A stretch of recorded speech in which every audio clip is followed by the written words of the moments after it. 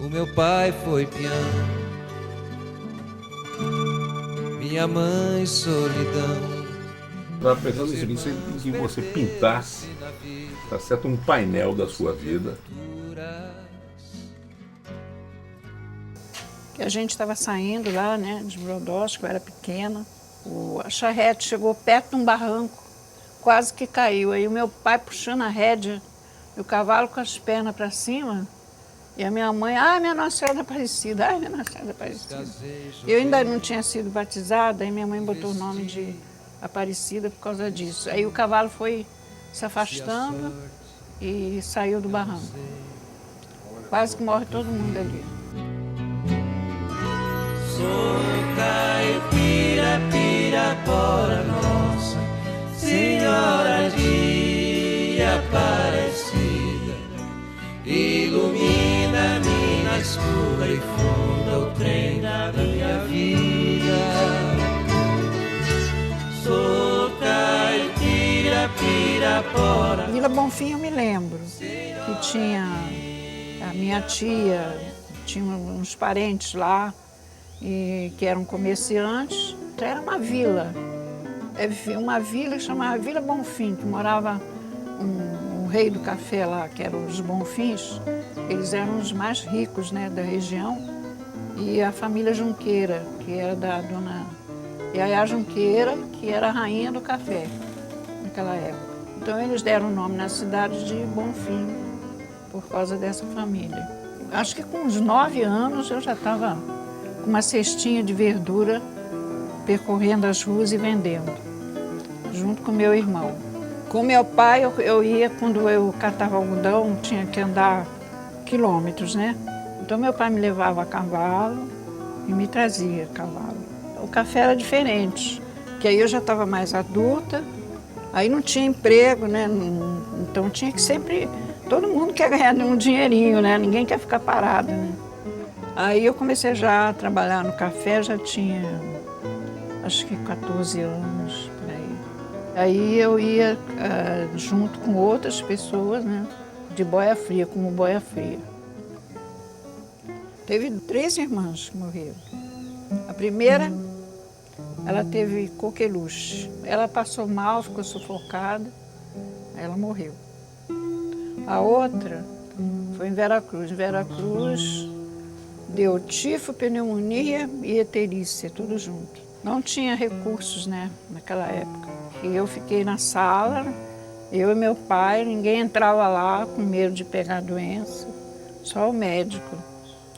E deu um temporal muito forte. Descobriu, as casas todas eram de telhas, mas não eram forradas.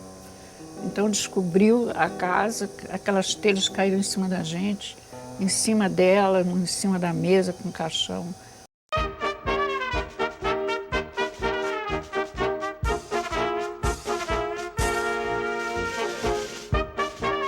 Todo circo que chegava estava lá. Eu cheguei até a tomar conta de uma criança, filha de um artista, só para poder entrar no circo. Aí eu me ofereci para ficar sentada lá na frente, com a criança, nem prestava direito atenção na criança, mas eu ia assistir. Tinha teatro, né? O único teatro que eu via era no circo. Mas eu gostava muito de teatro, adorava teatro. Pedia lona emprestada para as pessoas, a gente armava uma lona lá e dava. Eu gostava muito de cantar, né? Então eu tinha a minha cena, né, de cantar também, sapatear, adorava. Para a época da Shirley Temple, né? Por viver sozinho, ai, sem ter ninguém para me fazer carinho. Estou procurando alguém para construir meu lar, mas tá difícil, não há meio de encontrar. Toda mocinha naquela época queria imitar os artistas americanos, estava no auge, né? Logo depois da guerra. Então, as artistas começaram a fumar, as mulheres começaram a fumar. E as artistas de Hollywood, principalmente, gostavam de mostrar, né, que a mulher estava fumando. Então, a garotada gostava também de imitar, só que naquela época ninguém fumava, mulher, moça nova assim, não fumava, né? Fumava escondido dos pais, podia até ser. E a gente não podia fumar nem cigarro de palha. E aí, para fumar escondido da mãe, eu subia num pé lá de uma árvore que tinha lá no quintal, e eu e ela subíamos, ficávamos lá em cima, fumando cigarro de palha. Estávamos fazendo pose, né? Usava a perna, que era assim, né? Aí a minha mãe viu aquela fumaça saindo lá em cima da árvore, achou estranho. O que será isso? Aí olhou e me pegou a gente, né? A gente apavorada, né? Levou a maior bronca, né? Assim como eu não faltava circo, não faltava também cinema. Eu ia todos os dias no cinema. E tinha muito seriado, né? Aqueles seriados. Eu não faltava, eu era estar sempre presente, eu era freguesa. Depois, quando não tinha dinheiro, eu ficava batendo papo lá com o porteiro, sabe? Pra ver se o porteiro me dava um jeitinho lá para mim entrar. E deu certo, sabe? Eu consegui. E ele falou, pode entrar, pode entrar. Aí eu entrava todo dia, não pagava mais, entrava de graça.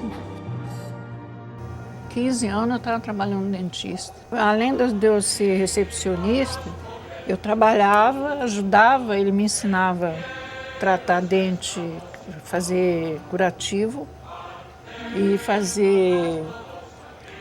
fazer molde de dentadura, né? E aí ele foi e me deu um livro, dentista, né? Dr. Regis, o nome dele. Aí o Dr. Regis me deu um livro sobre a União Soviética. O RSS, o nome do livro. Muito escondido, né? Eu li aquele livro assim, um instante, né? Curiosa para saber. Adorei o livro, né? Falei, poxa, isso é o que todo mundo quer. Quem não quer isso, né? Aí abriu o Partido Comunista, acabou a guerra, aí veio a legalidade e a abertura das sedes, né, municipais, comitês municipais. E aí eu entrei.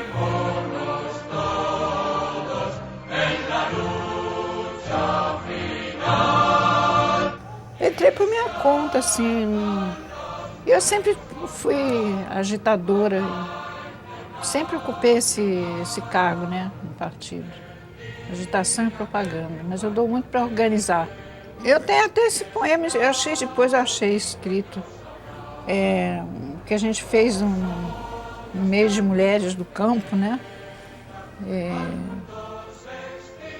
O começo é assim, nós vamos contar para você a vida de nós aqui. É porque a mulher falava para mim, eu vou contar para você a vida de nós aqui. Comendo feijão com farinha e mudando daqui para ali. Isso era elas falavam mesmo assim, sabe?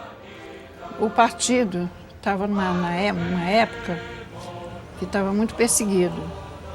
Então tinha uma ordem da direção de que a gente deveria resistir à polícia. Por causa disso, morreu muita gente. Porque todo mundo, quando eles sabiam que tinha um comunista, eles já iam querendo matar, né? Porque sabiam que havia resistência, uma ordem para haver uma resistência, então eles já queriam ir dando tiro. E aí me escolheram, porque como eu era jovem, eu tinha facilidade para entrar em fazenda, ninguém achava que eu era uma perigosa.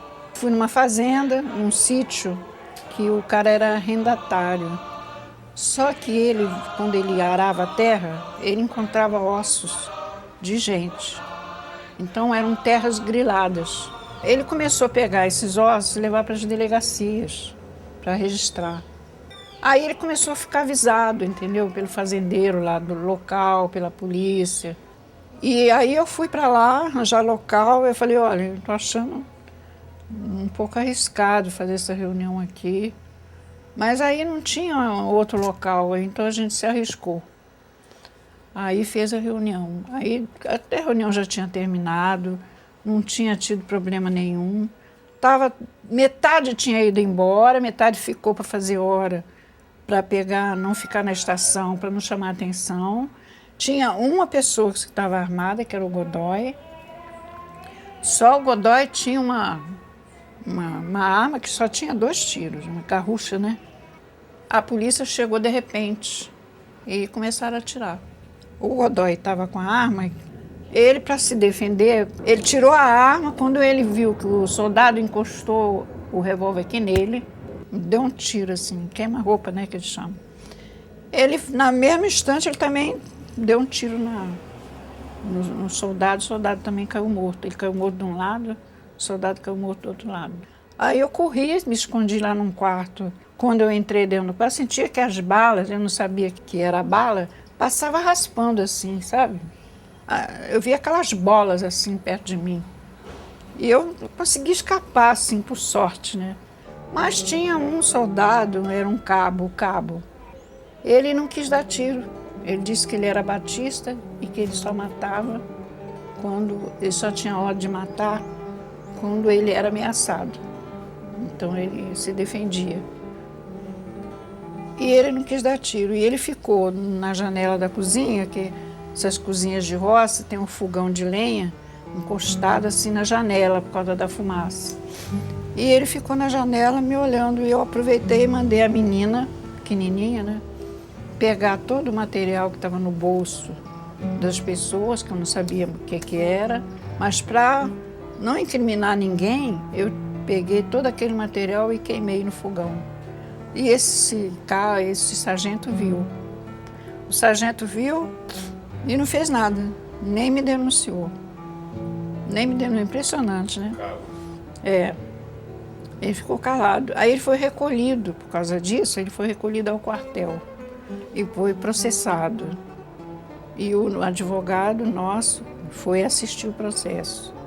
Teve direito de assistir para saber o que ele ia falar a meu respeito e tal. E ele foi na porta do xadrez, que eu estava presa, ele disse assim: estou chorando, estou sendo recolhido para o quartel e vai correr processo. Mas você pode ficar tranquila que eu vou lhe defender. O Rio de Piracicaba. O mais incrível é que eu fui absolvida no dia 1º de abril, ninguém acreditava. Houve uma reunião na Câmara Municipal do partido, né? E eu fui nessa reunião. Aí estava lá a Heloísa Ramos, mulher do Graciliano. A Heloísa ficou encarregada de me hospedar na casa dela e ter cuidado comigo, porque eu tinha saído recentemente, podia haver algum problema comigo e tal, então ela ficou encarregada. Aí ela, para mim não ficar sozinha, ela chamou o Raul para tomar conta, né, ser o guarda-costa. Aí ficou como guarda-costa até casar, né.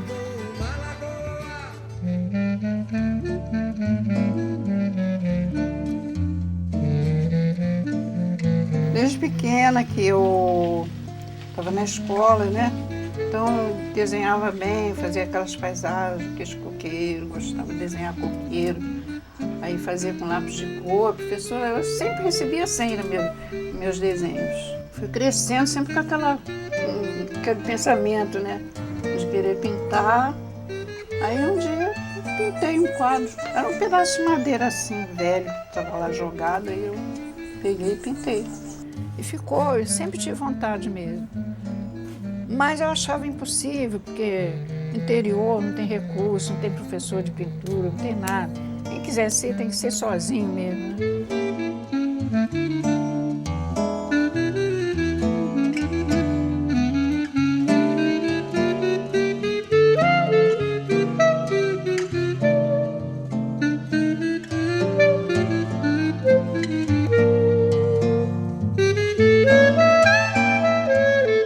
Aí fiquei sempre assim. Todo mundo falava assim: ah, você devia estudar pintura, devia estudar pintura. Aí comecei até fazer desenho assim para pintar pano de prato, roupinha, roupa de saia, roupa, né, vestido. Começou a vir moda de pintar roupa, pintei muito vestido, tudo assim imaginado, tudo bolado por mim, né. Eu ia fazendo assim, sem compromisso nenhum. Primeiro eu entrei numa casa, chamava Casa da Amizade, feita pelos batistas americanos, que vinham para o Brasil com essa missão, trabalhar com as favelas. Então eles começaram a dar aulas de artesanato, de bolo, coisa assim, né? Fazer doce. E eu entrei para essa aula de artesanato, só que eu comecei a fazer tão bem, que a professora resolveu me colocar para ajudar. Que eu estava fazendo, ela falou, você já está fazendo melhor que eu, melhor você me ajudar. Aí eu fiquei ajudando. Aí depois falaram, entra no liceu. Todo mundo me enchendo a cabeça para mim aprender A técnica. pintar, né? Porque não é arte, é pintar. Pintar é uma coisa, fazer arte é outra.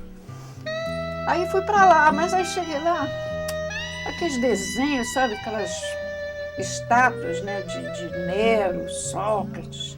O bom é que eu fiquei conhecendo os filósofos, os grandes profetas, né? E Miguel Ângelo, eu lia sobre Miguel Ângelo, lia sobre Nero, lia sobre aquela coisa, mas a estátua não encaixava, né? Não era aquilo que eu queria. Aí fui indo, deixei, fiquei 2 anos, aprendi muita coisa, não vou dizer que não aprendi, né? Aí ela falou assim, não, vai lá com o Ivan Serpa. Aí fui eu com o Ivan Serpa no Museu de Arte Moderna. Aí cheguei lá, queria conhecer, não conhecia. Aí tinha um homem assim, covadinho, que tinha um caroço aqui, né? Quem é o Ivan Serpa aqui, o senhor sabe me informar? Aí ele falou, sou eu mesmo. Aí contei a história toda, né, do liceu. Nem me fale nesse liceu, assim, para mim, todo horrorizado. Se ele não gosta, então tá bom, né? Porque pior se ele gosta, porque aí eu vou ter que fazer a mesma coisa. O Ivan falava assim, ele orientava muito a gente, sabe? Ele dizia assim, que a gente devia trabalhar muito, que quanto mais trabalha, mais descobre coisas, né? E que isso era muito bom, porque a pessoa, no final, a pessoa automaticamente aquilo saía sem nenhuma dificuldade, né? E comecei a vender muito mesmo. Aí fui saindo assim daquela crise. O Luciano estava numa fase assim financeira muito difícil, né? Ele mandou me chamar. Aí ele falou assim, estou querendo inaugurar um museu com quadros sobre a história do Brasil. E eu queria que os artistas fossem fazendo para mim escolher os melhores. Aí eu falei, também. Aí eu escolhi 3. Eu falei, olha, eu gostaria de fazer Chegada a Descoberta, Os Bandeirantes ou O Grito do Ipiranga. Aí eu falei, não, aí ele falou, faz Os Bandeirantes, que tem mais folhagem, mais mata e tal. Eu falei, tá bem. Aí eu fiz. E quando chegou lá, ele ficou louco, né? Aí falou assim, nossa, tá fantástico. Ele estava até viajando. Aí mandou me chamar. Eu queria que você viesse aqui e tal, pra gente bater um papo sobre o quadro, mas não falava o que era. Eu fui apavorado, falei, ele não deve ter gostado. Também se ele não gostar, não faz mal, porque eu vou ficar com ele, né? Aí chegou lá, que nada. Ele tinha gostado muito. Aí pediu pra mim se eu... Puxa, você quer fazer o quadro todo da história do Brasil? Não pensei nem 2 minutos. Nem segundos, né? Falei, quero. Vamos embora. E que tem aquele quadro enorme, lindo. Tá lá. Aí eu falei, não, primeiro eu falo que eu quero, aí depois a gente vai discutir. O meu pai foi peão, minha mãe solidão. Meus irmãos perderam-se na vida à custa de aventuras. Descasei, joguei, investi, desisti. Se a sorte eu não sei, nunca vi. Sou caipira, pirapora, Nossa Senhora de Aparecida, ilumina minha escura e funda o trem da minha vida. Sou caipira, pirapora, Nossa Senhora de Aparecida, ilumina minha escura e funda o trem da minha vida.